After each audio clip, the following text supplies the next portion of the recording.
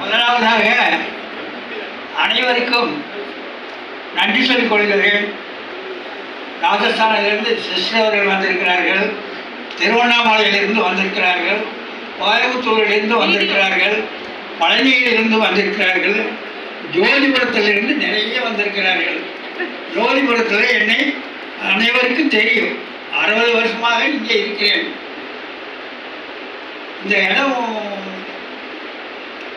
வீடு கட்டினது முதல் ஜோதிபுரத்தில் ஆர்சி வீடு போட்டு கட்டினது நான் தான். நாங்கள் 2 பேருமே வேலைக்கு போனோம், பணம் மிச்சமாச்சு, வீடு கட்டினோம்.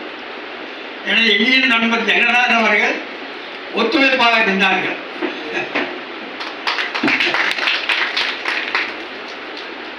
இப்போ இந்த நிகழ்ச்சிக்கு ஏற்பாடு செய்யும் பொழுது இந்த வீடு வேறொருத்தருக்கு நான் கடவுள் சைடில் ஒரு வீடு கட்டியிருக்கிறேன், அங்கே தான் இருக்கிறேன். என் மகன் அமெரிக்காவில் இருக்கிறான், பேரன் டாக்டருக்கு படிக்கிறான் அமெரிக்காவில், மருமக 7வது 8வது படிக்குது. என்னுடைய வீட்டுக்காரி கொரோனாவில் போயிட்டாங்க, நான் மட்டும்தான் இருக்கிறேன். 2 லேடிஸ் வர்றாங்க.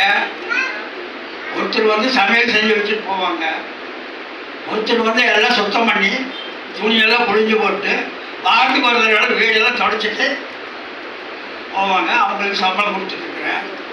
நான் தொழிற்சங்கத்தில் ரொம்ப கொஞ்சம் தீவிரவாதி. இங்கே இந்த மில்லில் தான் வேலை செஞ்சேன் 40 வருஷம். 1 வருஷம் 2 வருஷம் 57லேருந்து 97 வரை 40 வருஷம் மில்லில் வேலை செஞ்சேன். அப்புறம் இப்போ வந்து தொழிற்சங்கத்துக்கு போயிட்டு தான் இருக்கிறேன். ஆகவே நான் திமுகவிலிருந்து மதிமுகவுக்கு போனேன். நான் பெரிய அரசியல்வாதி. அவர் அண்ணனை சண்முகசுந்தரத்தில் நல்லா தெரியும் எனக்கு.